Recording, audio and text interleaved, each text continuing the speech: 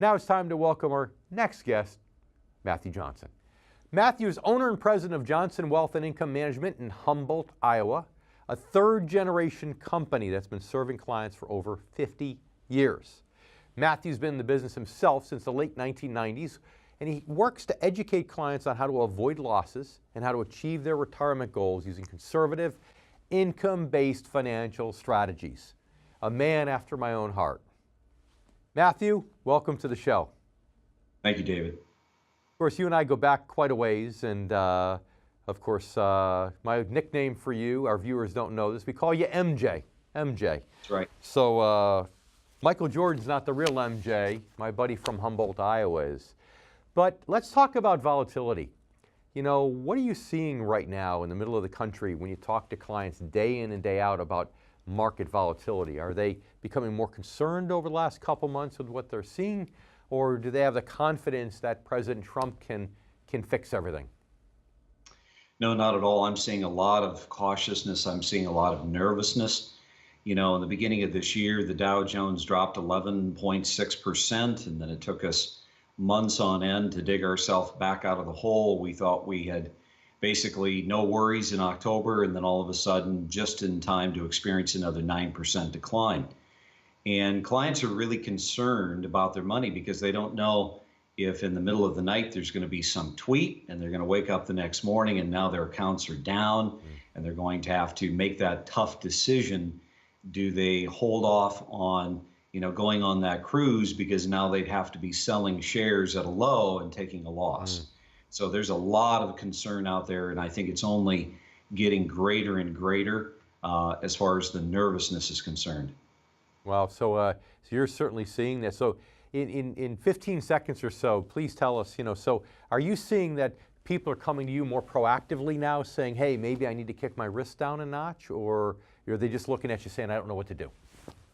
Well, absolutely. I think that there was there was always the bunch that were really optimistic and they thought that Trump was going to solve everything, but now they're starting to realize the effect of tariff and law and volatility in general. Oh, makes sense, makes sense.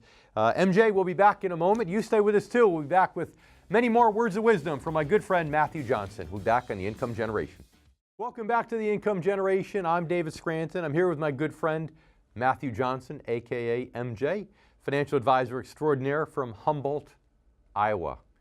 So Matthew, I promised I wouldn't dig too deep, but I want to talk a little bit. We dug deep on our last interview, but I want to talk to you a little bit about what do you think is the major driver right now making people nervous? Do you think it's the trade war? Do you think it's the Federal Reserve raising interest rates, political unrest? What are you hearing, grassroots, in your office when people come to see you that concerns them the most? I think it's a combination of everything. I mean, wherever you look, there's volatility. We're not in a shortage of crises in any particular day, whether it's more tariff talk, whether it's raising interest rates, whether it's taking and looking at the nervousness of the stock market just based upon some politicians' comments.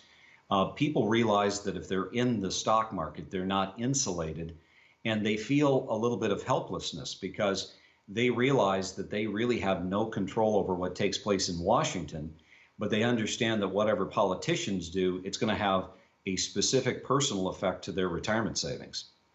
So what are you telling people who come into your office with these concerns? What are you telling them to do if they're a member of the Income Generation, they're retired or maybe within 10 years of retirement?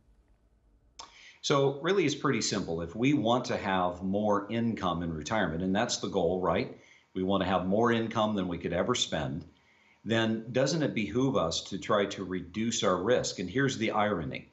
When you focus on income generating investments, you naturally reduce your risk.